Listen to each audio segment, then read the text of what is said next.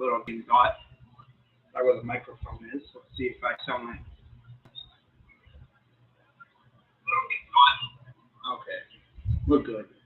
All right, what's going on, everybody? Crazy Dog, as always, back with another Guardian series recap slash series preview. As the Guardians are in the midst of probably the toughest stretch of games, like on the schedule right now. I don't think there's really a stretch as tough as this one that we're going through at this moment, considering the fact that we just went through a West Coast trip, or I guess a West Coast trip, that saw us go to freaking, what was it, Colorado for 3. And then, okay, I want to make sure this was public. All right. Yeah, we went to Colorado for 3. We went to LA for 3. And then of course we went to Minnesota for 3. And we went 7-2 in those games. But now we came home for a series against the Boston Red Sox, who are probably, maybe, the hottest team in the league right now. They are insanely hot right now. You know, in terms of hotness, I gotta shut my door. My door stop. Otherwise, my door is gonna keep closing. There we go. I have my window open and the breeze shutting my door. But you know, heading into this series with Boston, I was hopeful for 2 or 3. We had our best pitchers essentially pitching. You know, we did have Savali, who struggled. I thought we could at least take one with the beeps on the mound. But, as we saw, that was not the case. This might have been, arguably, the worst 3-game series I have seen from the Guardians since they lost 7 straight games earlier this season. This was pretty bad. I mean, it was repulsive. There was times where I didn't even really want to watch, but I still watched because it's my squad. I just want to make sure we're still good. All right. I want to make sure. Okay. I have it on up here in the background. But what is there to really talk about with this series? You know, I streamed 2 of the games. We were somewhat competitive in one of them. We should have won one of them. But what I've noticed is that Tito Francona, our lovely manager, who I love still, he's still my guy, he has lost his damn mind. He has lost his damn mind with some of these moves he's doing. So you wonder, like, is he actively like punting some of these games? Now I understand. We have the youngest team in the league, age-wise, like overall. We're younger than a lot of AAA teams. That's a tricky thing to say because a lot of AAA teams, you know, they have like guys who are like, you know, veterans that are on minor league deals and such. But yeah, the average age is like right around where our age is when it comes to our squad. And you know they're going to make mistakes. I'm not trying to say that this is a perfect team. But just the fact that this team went out this offseason and did squat in free agency. I mean, technically, they did do something. They signed Luke Bailey. So I guess that's it. But he's a mediocre backup catcher, if anything.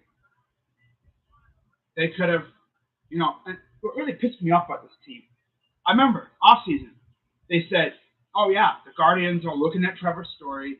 They were trying to trade for Matt Olson, and they we're looking at Jesse Winker. You know what? Spur of the moment thing. Let's see how those three players are doing right now. Okay? Let's see how those three players are doing right now. Because I'm curious. Matt Olson. Let's look at Matt Olson first. Because I truly believe he was probably the most attainable guy that we were looking at. Matt Olson's stats. Okay. 2022. 249 average, 10 dingers, 72 strikeouts so far. Wow. 43 walks. I guess maybe that's over his career. No. 40 RBIs, 70 hits, 29 runs, 281 at-bats. According to this Google thing. Let me see if Baseball Reference has more legit stats for him. Yeah. His WAR, 1.3, 281 at-bats, 70 runs, 70 hits, 10 dingers, 249 batting average, 29 runs, 40 RBIs, a 349 on base percentage, 459 slug, 808 OPS, 120 OPS plus. His batting average would have been right around probably like middle where our lineup is. Like if you look at our lineup, let's say in the first Boston game, let's take a look at our lineup real quick, right? I had to peek over to make sure my stream is going.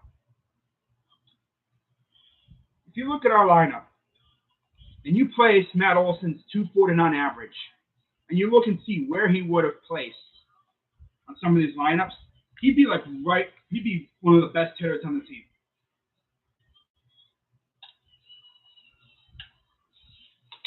His 10 homers would be second on the team behind Jose. Nobody else has over double-digit home runs. Not a single person. Nope. Only Jose. Jose has 16. He's been stuck on 16 for like 2 weeks now. He finally got a couple hits. Not yesterday. Cool.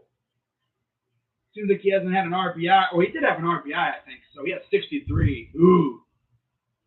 He's quickly falling off the pace when it comes to the lead in the RBI category. But let's go down the batting averages of our lineup from game one. We had Kwan, 286 average. Fantastic. Rosario, 278. Actually, you know what? I'll just go through the lineup from the last game. But we'll get through these games first, because I know that's what you guys came here for. But yeah, Red Sox, Guardians, I streamed the first two games. We know how they went. You know, we lost the first one 6-3. Not fun, you know, considering, it was tied for a while there. And then the seventh inning came up, and Verdugo won in the game.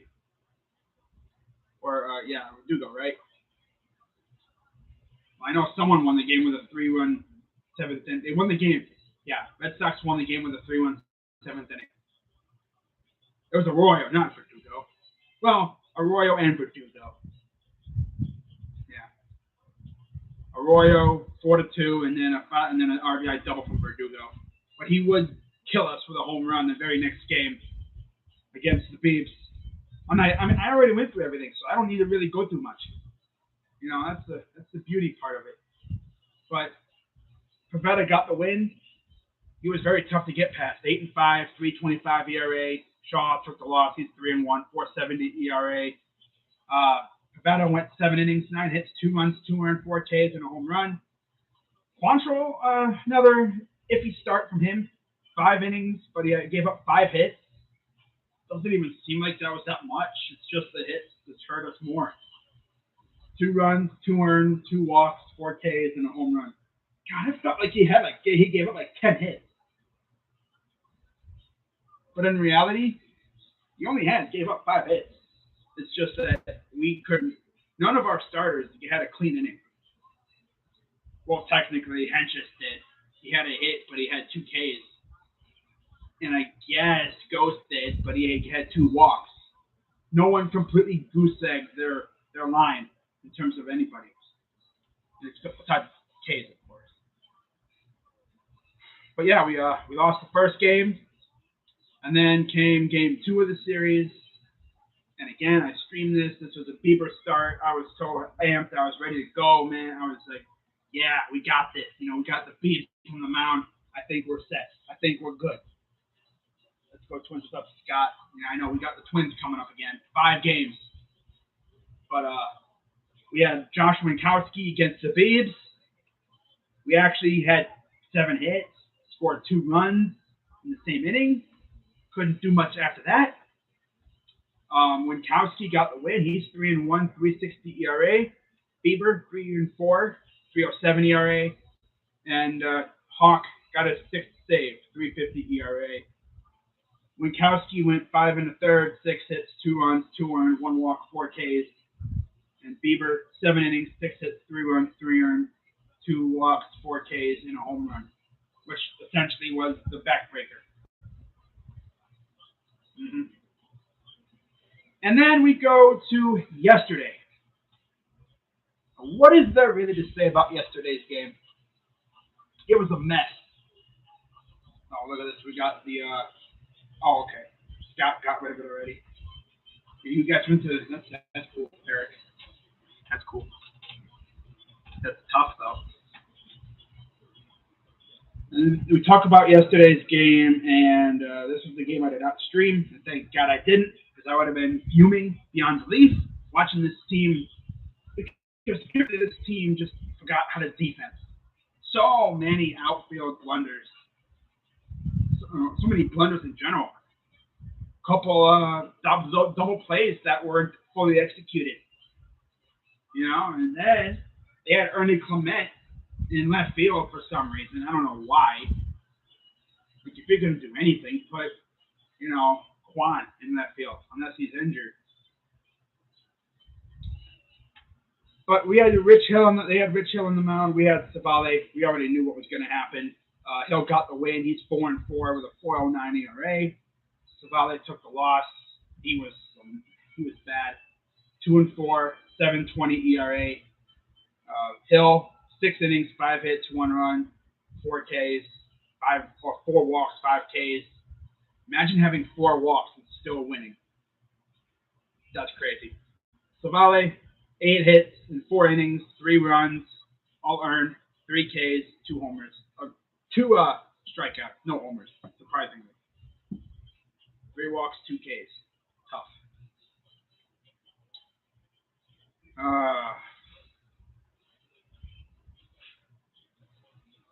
There's not really much else to say regarding this series.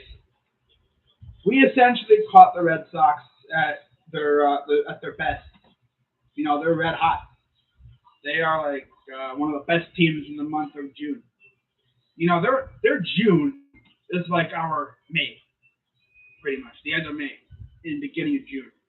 We were red hot for a while, and we've cooled off a bit. And I'm hoping that this doesn't ruin the vibe. But if I was the Guardians, I would maybe call up a few pieces, make some changes, inject some new energy into this team. Especially when you look at AAA right now and you see the guys mashing.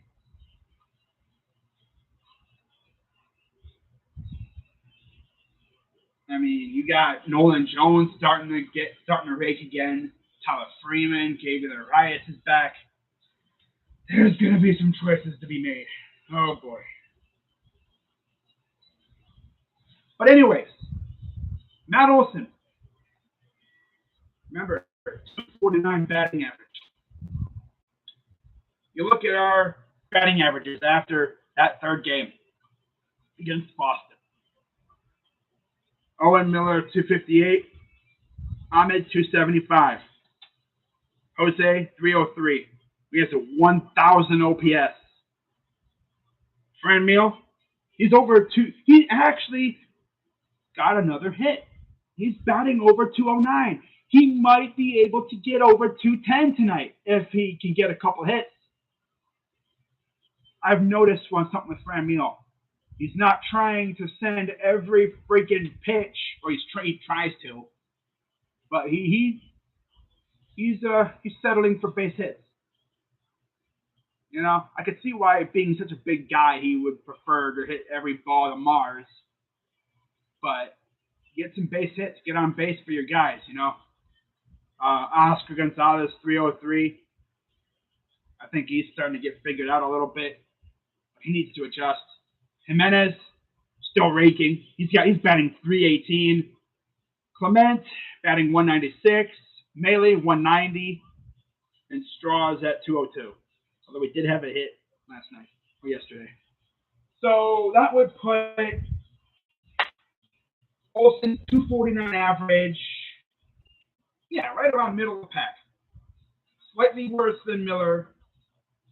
Yeah. He'd be better than Franmil. Way better than the bottom four. I would honestly, because if you have Matt Olson at first base, somehow, imagine if they would have ran Olson at first base in that lineup. Olson, Rosario, Ramirez, Reyes, Gonzalez. That's actually much better than Owen Miller. But the thing with Owen Miller is, as we look at his stats, real quick, just him and how he's done as of late, he's kind of like that guy who peaked in high school and he's still living off of that, except for Owen Miller. High school was his April. Last 30 games, 108 batting, 108 at bats. He's got a 222 average. Not great. Not great. His game logs. See what his game logs look like. What's up, Jared? What's up, Eric? Yeah. Thoughts about fight that happened? Oh yeah, Jesse Winker. That's another guy I'll do in a second.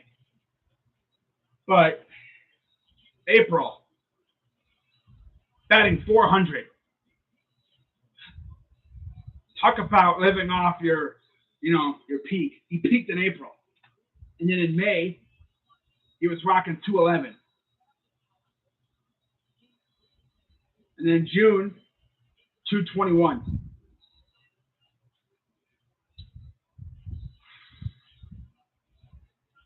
Wow. I guess you could say he peaked in April. He's living off his April. He's hella mid right now. And honestly, if Naylor's ankle wasn't killing him to the point where every time he runs hard, he looks like he is going to hurt himself again, Miller wouldn't be playing a lot right now. And if Bobby Bradley wasn't a stiff, I'm sure Miller wouldn't be playing first really much at all anyway.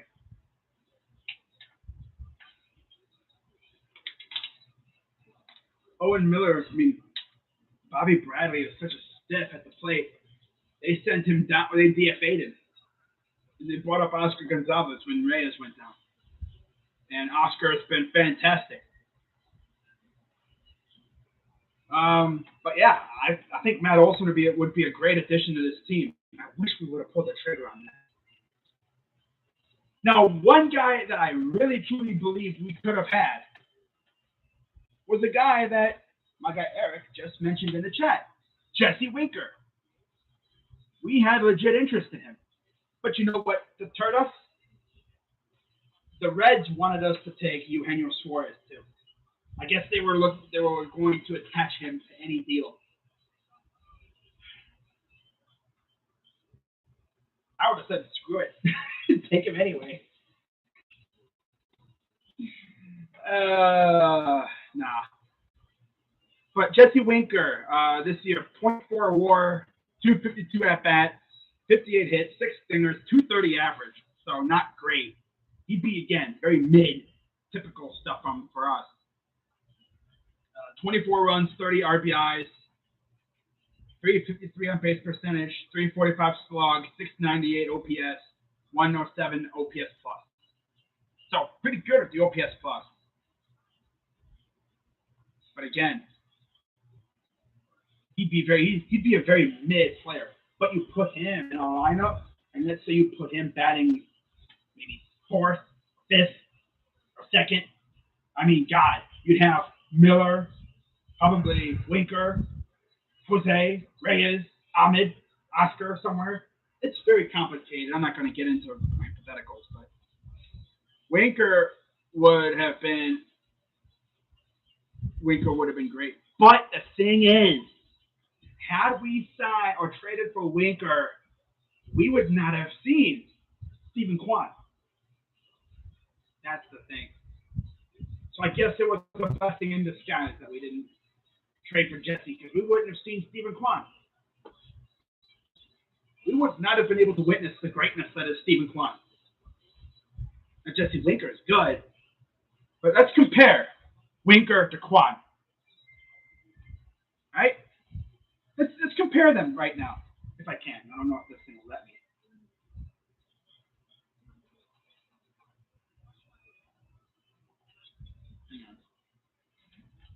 Went to the game on Saturday, disappointed with his loss. Embarrassing to get swept in our home field, no matter who the team. Yep. Way to, it's what you got to do. You gotta show out against the best teams. Well, let's look at Stephen Kwan. Okay,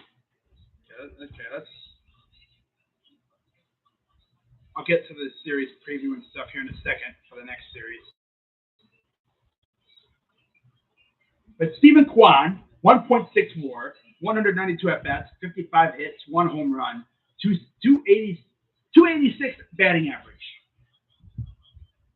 114 OPS plus, a 736 OPS, 370 slug, a 367 on base percentage, 4 stolen bases, 18 RBIs, 28 runs. Kid's good.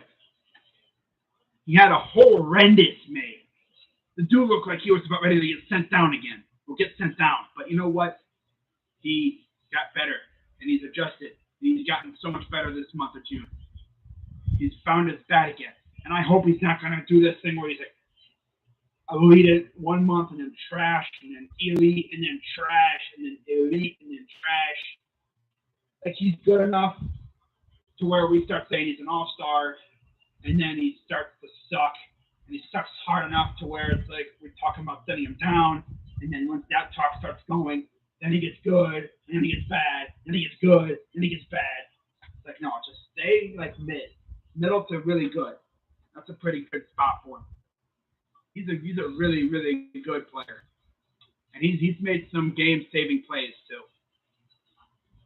And I am really, really intrigued to see what he can do. As his career gets going, But like I'm sitting here and it's like, what about Eugenio Suarez? Well, how's he doing? Because he would have been involved in that trade had we made the move for Winker, most likely.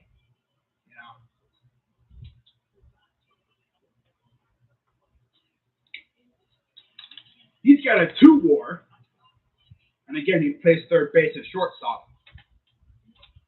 So that's why we didn't get him either, because he would have. You're not playing third base with Jose there. And we have a shortstop already in Andres, so that's not happening. We already knew this wasn't happening. But overall, 2 WAR, 272 at bats, 64 hits, 13 home runs, 235 batting average. So he's not even doing bad. He is not bad at all. He's actually doing pretty good for himself. I thought he'd be doing horrendous, but no, he's doing pretty good. And then you got a guy that I actually heard that we were looking at. I don't know if it was true. I doubt it is. I doubt it was, but a verified person on Twitter said it. And he's pretty well connected with the people in Latin America when it comes to sports. Yo, I really want to go to a Guardians game. Well, go then. Don't say, do. But Trevor Story, 2 WAR, 256 at-bats, 58 hits, 11 homers, 227 batting average. And they said, oh, yeah, Coors. Yeah, he'll suck outside of Coors. Yeah, So he goes from playing at Coors Field to one of the most meanish ballparks I've ever seen. Okay, buddy. He needs to play in a real ballpark like Progressive Fields. Play for a real team like us. I'm joking. No, there's no way we would have paid for him. But you look at another guy. Now, this guy really pissed me off because I thought we were going to actually sign him. And then this guy, Jock Peterson, comes out here and, yells at, like, essentially berates our front office, like our ownership on Twitter, saying, like, oh, yeah, you guys need to spend some money. Get competitive. Well, it's like, Jock, we are competing. I see your Giants are too, but we are. Yeah. We're competing. Just saying. But he's got a 1.1 WAR, 187 at bats with a 273 batting average, 17 singers, and 51 hits. If he was on the team with those stats, he leads the team in home runs. That's how much Jose has fallen off. But I'm sure he'll pick it up soon. He got a couple hits yesterday, so I think he's starting to pick it up again. He just needs to find himself at the plate again, I'm sure he'll recover. Hopefully. If he doesn't, we're in trouble. Wait, what happened? Wait, Santana got traded to the Mariners? That's funny. He was a Mariner at one point.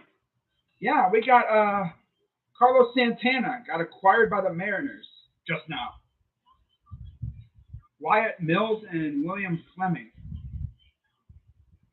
Wow, they actually got rid of him. That's tough. Oh, boy. Oh, by the way, I got updates for All-Star voting. Is there any... Oh, Josh Naylor!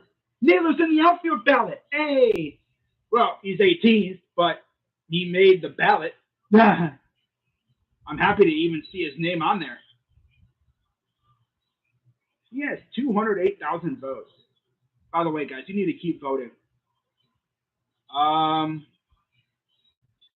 Trevino and Kurt. Yeah, no surprise. Second base. No Espinal and Altuve. We got to pick it up with Andres, man. We got to vote him in there. Amador Sarrio's in the shortstop ballot now. Damn. France. Okay, yeah. Vlad. Don't care. Oh, Owen's nice now. Huh. Third base. Jose's leading. Yeah. Jose's leading third base by about 100,000 votes. Yeah, keep voting, people. And then Fran Mills in eighth. Man, if we can get like at least one or two people in there, that'd be lit. Danny Jansen, top 3 DH. Yeah, that's cat. Jansen's third in DH? Oh, boy. Judge and Mookie. Be like Santana back to the Carlos Santana back to the Mariners. Because I remember we sent him to Seattle, I believe, for who was it? Wasn't it Jake Bowers? I thought so. All right, I'm getting way off track here. All right, let's talk about this Twins series before I just go way off course. I could be here all day talking about stuff. Yeah, Carlos Santana, now officially with the Mariners again. Interesting.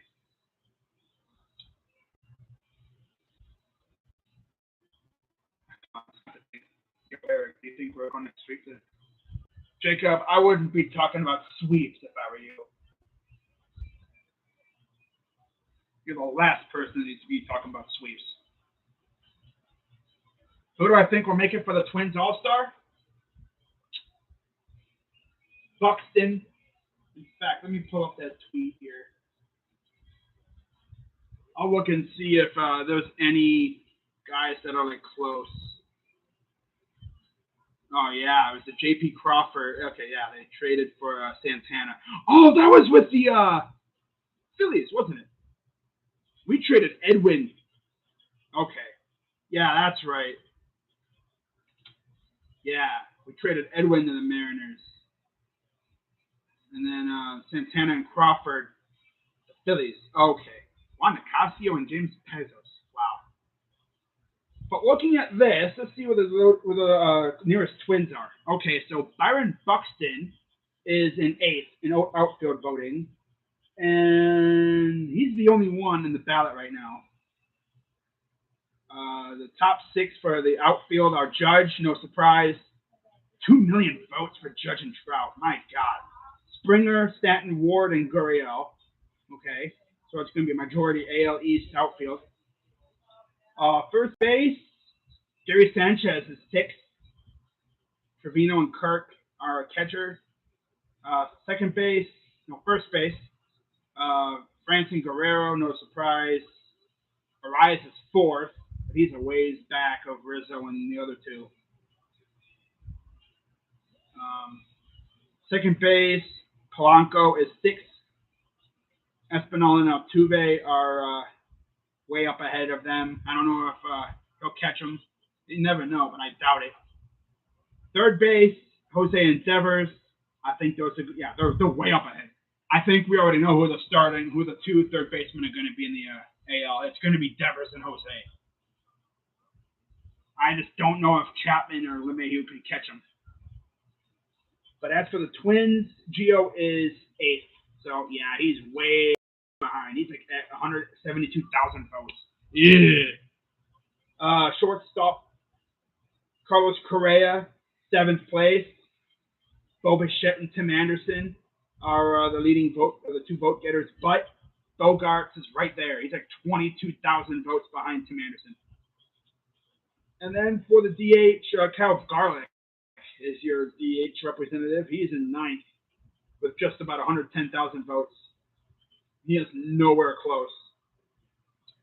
He's not going to catch Yordan or Shohei, unfortunately. All right, let's get rid of this piece of garbage. This loser is going to keep popping in the chat, so I'm going to put that person in timeout.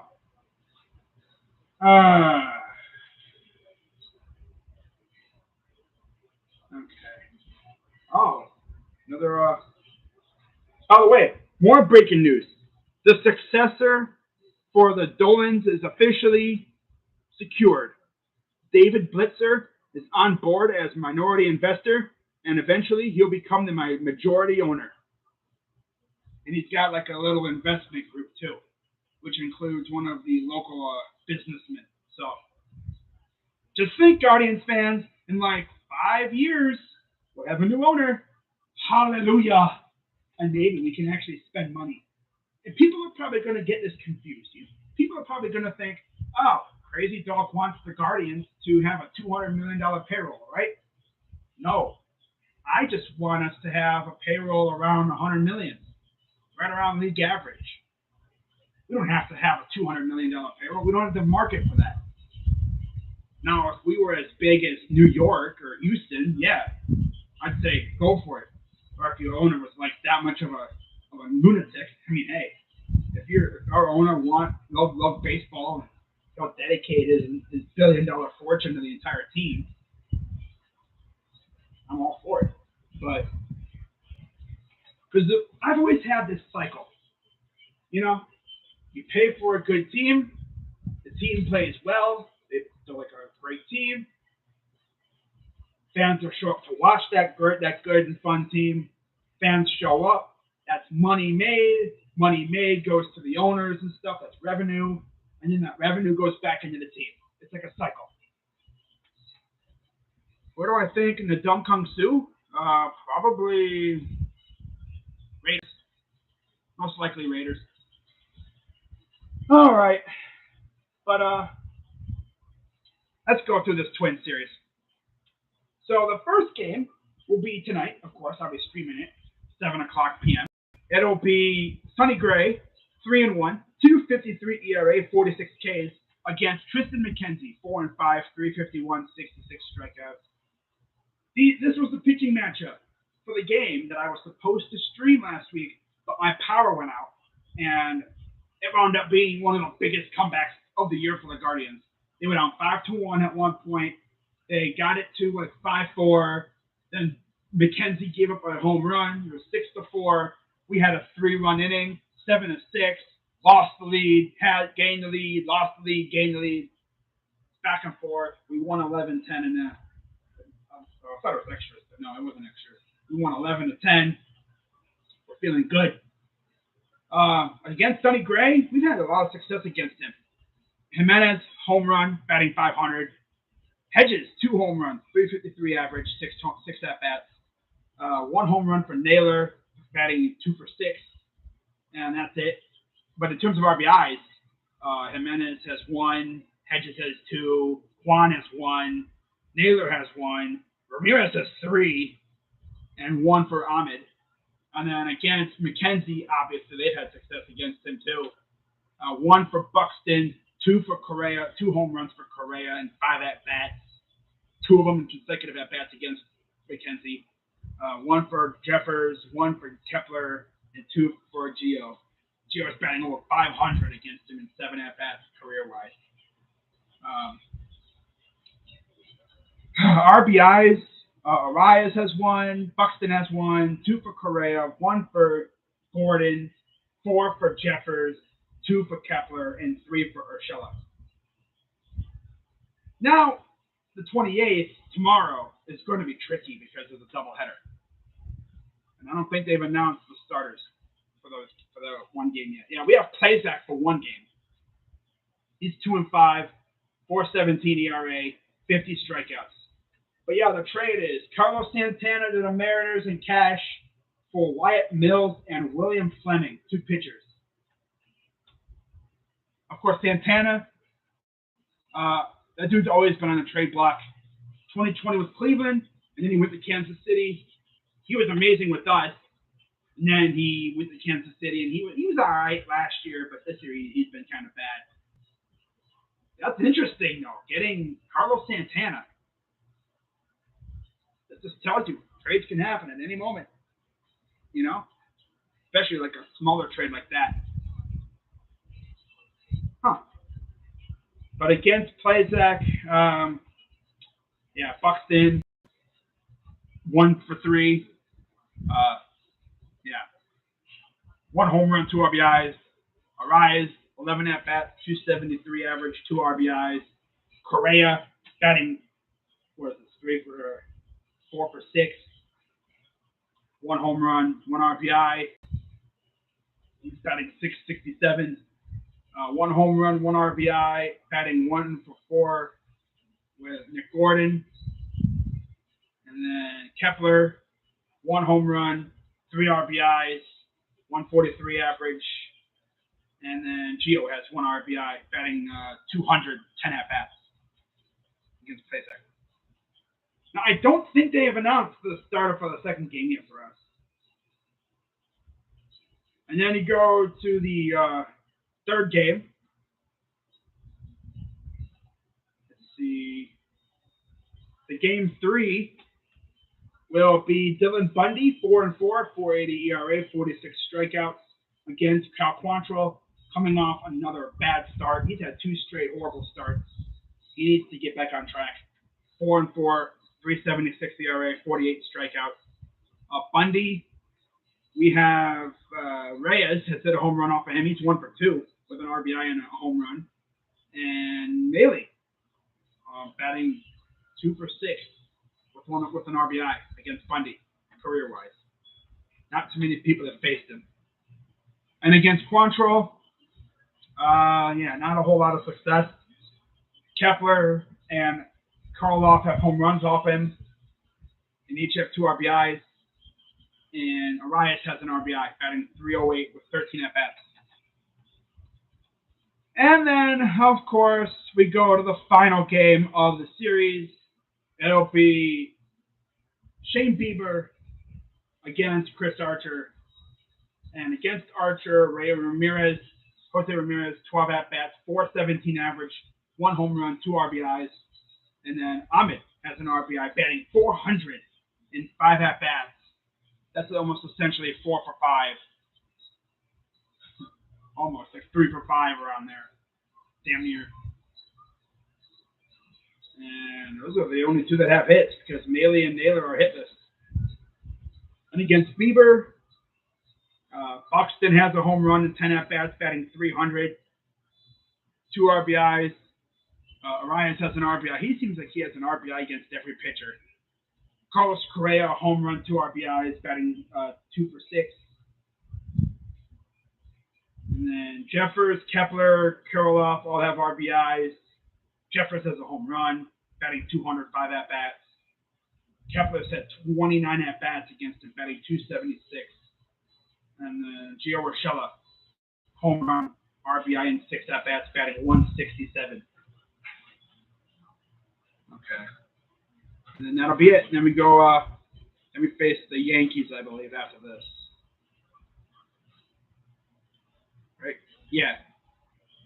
So then we'll have to restart the rotation all over again. Start of July. Hopefully we can end this month with some success. Oh, man. But I hope you guys are enjoying. That'd be great if you guys are. If not, that's too damn bad.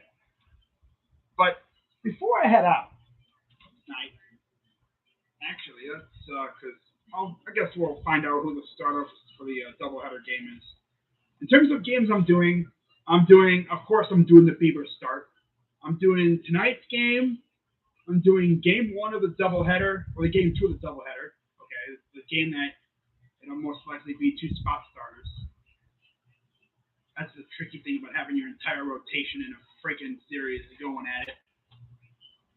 I'm going to be doing game 2 of the doubleheader, and then I'll be doing the final game of the series. So I'm skipping over the Plazek and the Quantrill starts, I believe. Yeah. I'm skipping over the Plazek and the Quantrill start. But, see how this goes. So if I hear any updates regarding the Guardians or the Browns or Cavs or whatever, I'll let you guys know. I will have a couple videos out this week. Let me see. Today's the 27th. On Thursday, I'll be doing a video talking about Cavs, potential free agent targets. And then on Saturday, I will have a video out talking about potential trade targets for the Guardians. Because I saw an Athletic article posted today from Jim Bowden talking about potential trade targets that we could go after. And some of them are very intriguing. In fact, I saw an article from MLB.com a few minutes ago before I went live. And they linked us to 2 pitchers. Zach Davies from the Diamondbacks and Tyler Mahle from the Reds. Are you maybe thinking, crazy dog, do you really think the Guardians would go after pitching? After watching this staff past couple weeks, I think we could go after a number 4 or number 5 pitcher. Yeah, I wouldn't be against it. I would not be against it at all. But also, we might need to address our bullpen a little bit too, because they're getting used up like crazy. Adrian Peterson and Le'Veon Bell are in talks on having a boxing match at Crypto.com Arena next month. What the heck, bro? A wall? A wall? Damn. Well, okay.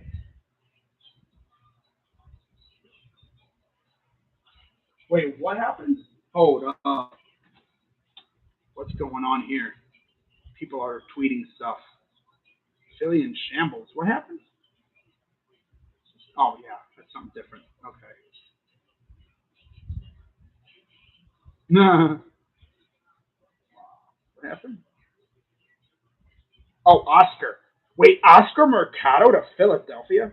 That's tough. Philly. Man, dude. I don't think MG Nas is watching. But let me just say this, dude. All right?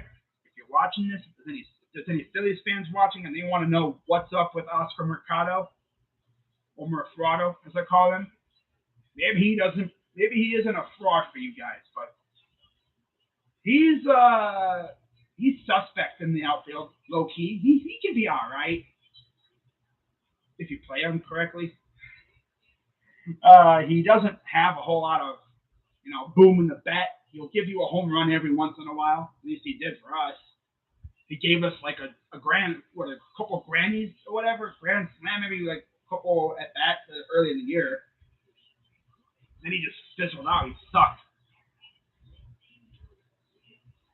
Maybe he'll have a rejuvenation in Philadelphia, you know.